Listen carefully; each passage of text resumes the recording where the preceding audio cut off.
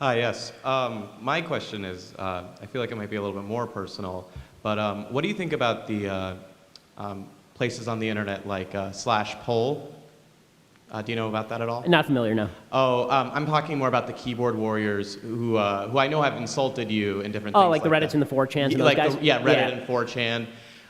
Because I feel like they kind of started almost like a political revolution online of getting rid of PC, but I just wanted to see what you thought about it. I mean, I think they're mostly losers who sit in their mother's basements and smoke pot and masturbate.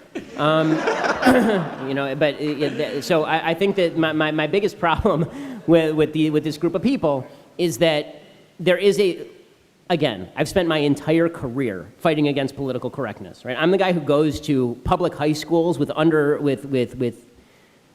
poor kids and says to the poor kids, the reason your parents are permanently poor is because they're bad with money and made bad decisions. Don't make those decisions and you'll do better.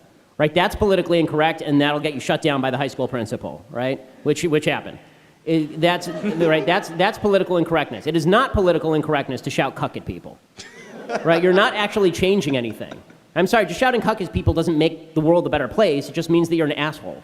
Yeah. So the idea that my big problem with this is that there's a whole generation of young people who are falling into the trap of thinking they're principled by saying stupid things, and not just saying stupid things, right? Because cuck is just a silly thing, but people who are using the N-word in chat rooms because they think, oh, I'm violating some sort of societal taboo, and that makes me cool.